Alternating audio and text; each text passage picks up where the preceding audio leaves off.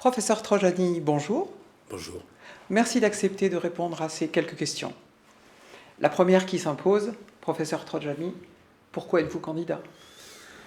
Je suis candidat pour deux raisons très simples en fait. Tout d'abord, je suis Villefranchois.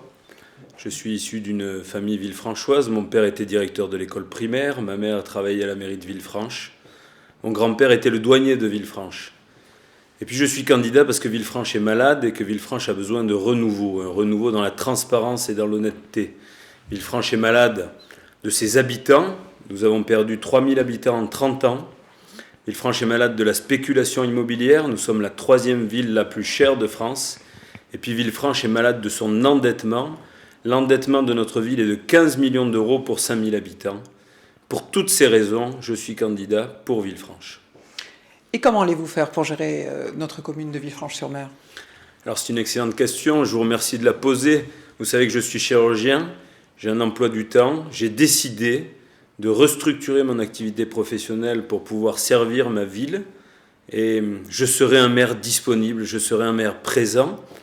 Je ne travaillerai à l'hôpital public que 4 demi-journées par semaine, le lundi après-midi, le mardi après-midi, le mercredi matin et le vendredi matin. Tout le reste de mon temps sera consacré à Villefranche. Et puis, j'ai une équipe, j'ai une vraie équipe, une équipe avec des gens compétents, honnêtes, amoureux de Villefranche. Et c'est cette notion d'équipe au service de la commune, au service de tous les habitants que je veux aussi mettre en avant à partir de cette candidature. C'est une nouvelle façon de faire de la politique. Je serai le capitaine de cette équipe.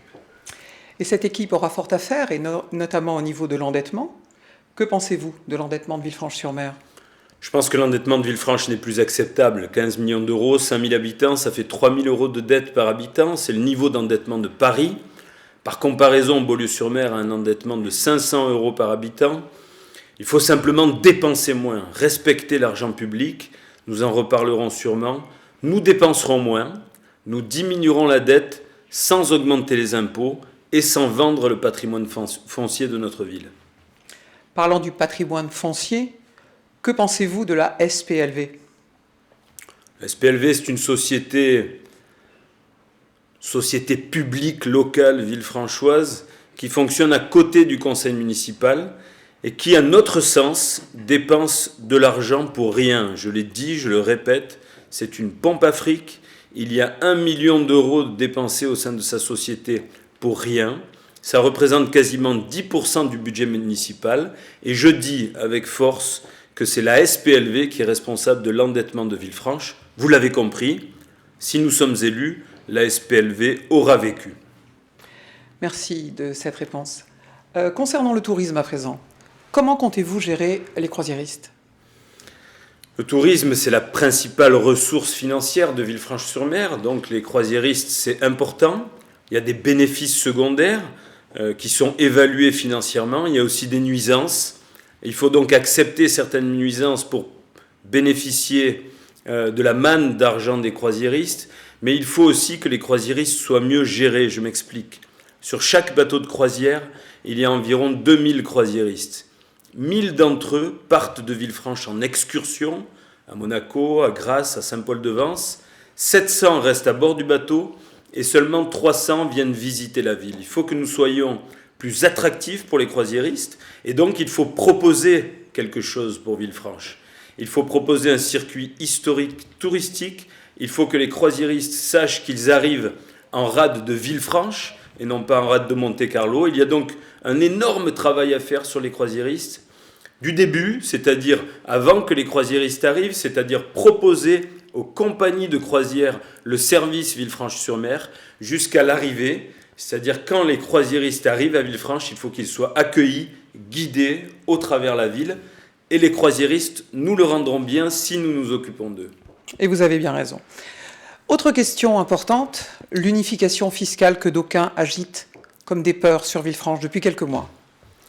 L'unification fiscale, j'en parle avec plaisir et sans détour. C'est un problème qui n'existe pas. C'est un problème qui a été inventé par certains pour faire peur aux Villefranchois. Il n'y a aucun projet d'unification fiscale au sein de la métropole Nice-Côte d'Azur. Nous avons la garantie absolue que les impôts des Villefranchois ne seront pas alignés sur ceux des Niçois. Et d'ailleurs, qui le voudrait? Il y a au sein de la métropole Nice-Côte d'Azur 49 maires. Aucun d'entre eux ne veut de l'unification fiscale.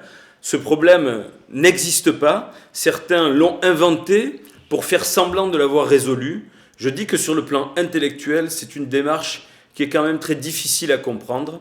Je le redis, il n'y a pas de menace d'unification fiscale au sein de la métropole Nice-Côte d'Azur. Merci de votre réponse quelque peu rassurante. Autre chapitre, le stationnement. Quelle sera votre politique de stationnement? Très simple, une politique facilitative et pas une politique coercitive. Je m'explique. Depuis 20 ans, on empêche les Villefranchois de stationner. On met des horodateurs partout dans les rues. On dit qu'il n'y a plus de place de rue. Et donc on construit des parkings. Les parkings, ce sont les Villefranchois qui les payent avec leurs impôts. Et quand les Villefranchois veulent stationner à l'intérieur des parkings qu'ils ont eux-mêmes payés, il faut encore qu'ils payent un abonnement. J'appelle ça la triple peine. Ce système doit s'arrêter tout simplement. Nous serons facilitateurs pour les Villefranchois, mais aussi pour les touristes. Un exemple très simple. Chaque hiver, le parking des Marinières sera gratuit. Et pas simplement l'hiver qui précède l'élection municipale, suite à une proposition que j'ai faite moi-même lors d'un de mes meetings. Encore une fois, merci. Autre question importante concernant Villefranche et notamment en période estivale, comment pensez-vous gérer le flux de circulation? La circulation, c'est un problème qui n'a jamais été réglé depuis 40 ans. Très simplement, là encore, la circulation dépend de la métropole. Les routes sont désormais métropolitaines. Si on veut régler le problème de la circulation à Villefranche de façon pérenne, il faut donc travailler avec la métropole. Ceux qui sont anti-métropole ne pourront jamais régler le problème de la circulation. Nous travaillerons donc au sein de la métropole pour arriver à régler de façon logique et pérenne le problème de la circulation à Villefranche. Finalement, nous avons deux axes principaux, la basse corniche et le carrefour de l'Octroi, la moyenne corniche et le carrefour du Col. Entre les deux, des routes qui montent et qui descendent dans Villefranche, dont les Villefranchois ont vu avec étonnement pendant 20 ans les sens de circulation changer au gré des humeurs municipales pour éviter de passer devant certaines villas. Tout le monde m'a compris. Nous allons travailler de façon sereine sur une année civile pleine pour évaluer les besoins et nous proposerons une concertation à l'ensemble de la population villefranchoise. Les solutions seront exposées et nous reviendrons ensuite avec la solution qui conviendra au maximum. Je vous remercie. Autre chapitre, encore une fois, celui de l'urbanisme. Le programme urbanisme de l'actuelle municipalité vous convient-il? Non, ce programme d'urbanisme ne me convient pas, ne nous convient pas, et d'ailleurs ne convient à personne. Ne convient à personne, même à nos adversaires. Il ne convient pas même dans la liste de ceux qui les proposent. Pourquoi? Les projets sont pharaoniques, tout simplement. On propose de construire des immeubles de grande hauteur à Villefranche, comme à Monte-Carlo. Moi, je dis que ceux qui veulent construire Monte-Carlo à Villefranche n'ont qu'à aller à Monte-Carlo. Nous refusons le bétonnage de Villefranche-sur-Mer. Nous préserverons le cadre de vie de Villefranche-sur-Mer. Nous sommes contre les immeubles avec des appartements de luxe qui sont prévus entre 10 et 25 000 euros le mètre carré. Ces constructions de 206 appartements de luxe vont favoriser la spéculation immobilière. Vous savez que aujourd'hui, le prix moyen au mètre carré à Villefranche est de 7 500 euros. Si on construit à plus de 10 000 euros, on va tout simplement encore augmenter les prix. Nous avons une vision différente. Nous voulons préserver Villefranche. Nous voulons également rénover les bâtiments existants et non pas les détruire. Deux exemples très simples, le gymnase et la crèche. On veut raser le gymnase. Il n'y a aucun besoin de le faire. Il faut simplement le rénover. Sa rénovation a été évaluée par notre équipe à 2 millions d'euros. Un nouveau gymnase coûtera 10 millions d'euros.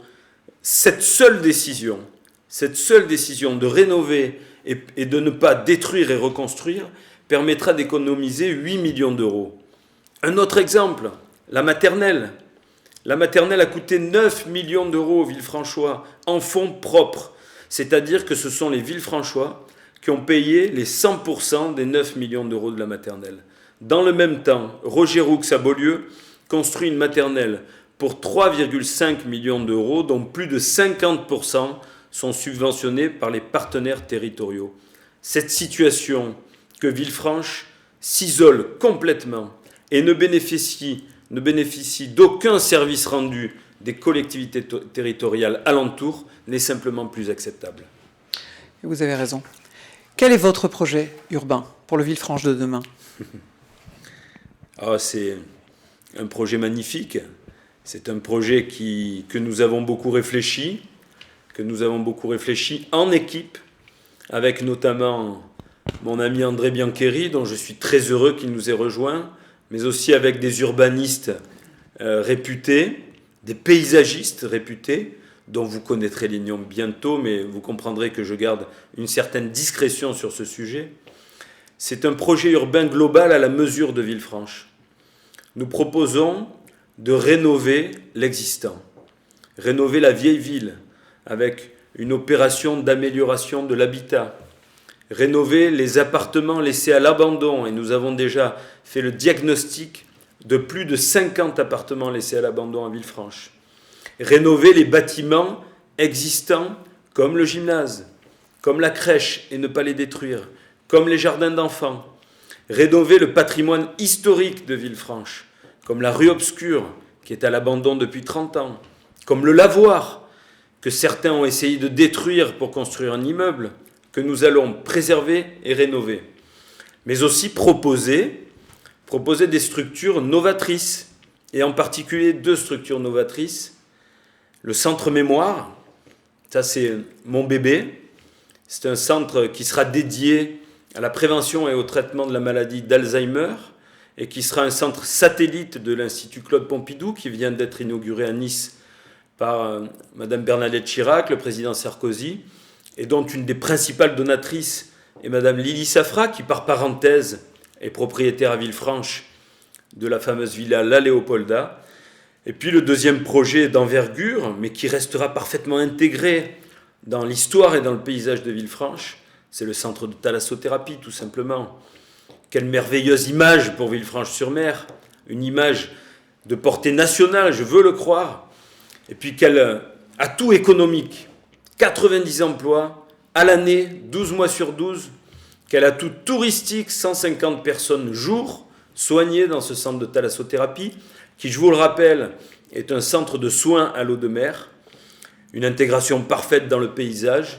Ce projet, c'est le projet phare de Villefranche-sur-Mer, et c'est le projet que nous avons voulu pour montrer que Villefranche doit encore plus se tourner vers la mer. Je pense qu'avec cette vision de l'urbanisme villefranchois, nous allons permettre à Villefranche de se tourner vers l'avenir et de conserver cette structure historique, cette architecture qui fait vraiment son atout majeur. Professeur Trojani, merci beaucoup. Merci à vous.